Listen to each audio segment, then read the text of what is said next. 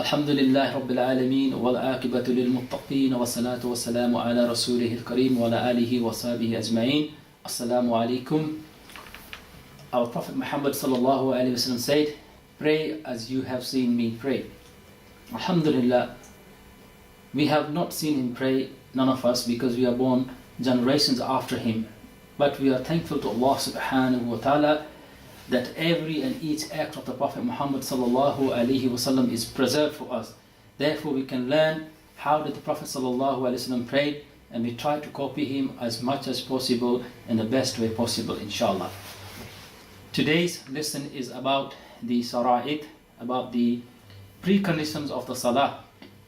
Before we even come to the musalla to pray, there are certain conditions that need to be met. Most of us are aware of it, we are doing it, but we don't know some of it. The shara'i means the condition, they have to be met before we come to the prayers. The first condition is that when you come to the prayers, your body must be clean. So you must not be in the need of ghusl or wudu. If you are, then you must fulfill that condition first. Second condition is that the place where you're going to pray must be clean as well. And your clothes that you're wearing must not contain any dirt, any impure things such as blood, urine, etc. on the clothes. They must be washed before you come into prayers. These are the three conditions. We are all aware of it, but sometimes we take it for granted and we don't pay heed to it. Once you make sure that the place you're going to pray, the clothes that you're wearing and your body is physically clean as well as spiritually clean, then the next thing you need to know is the right time for the prayers. You can't pray at any time and any prayers you want. Allah subhanahu wa ta'ala has mentioned in the Quran that pray at allocated time. The times have been allocated by Allah subhanahu wa ta'ala to pray 5 daily prayers. So we must know the timing of the prayers, and there are 3 times where we are not allowed to offer any salah: at the time of sunrise, at the time of sunset, and the time when the sun is in the middle at the zenith, which is called the zawal time. We must know that we can't offer any nafil prayers at that time.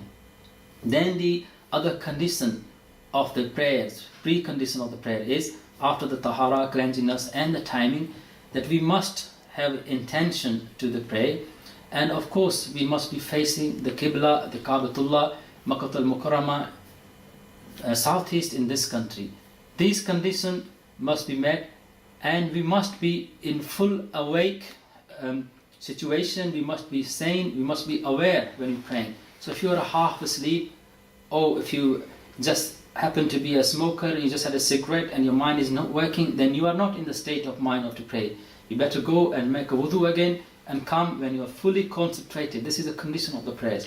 You make sure that you're facing Kaaba, not just your face, but the whole body is facing Kaaba. It is a condition of the prayer.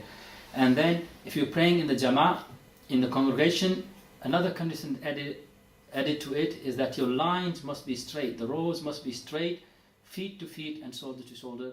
It's seen from the matching of your heels and not your toes. Don't match your toes, but from the heels. Then inshallah your lines will be straight.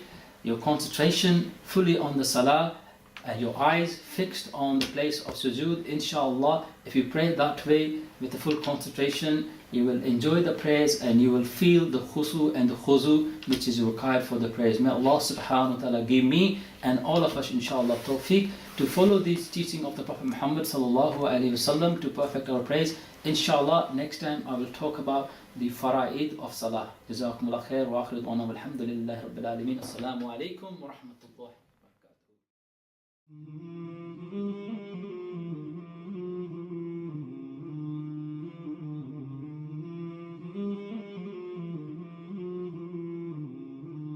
مولاي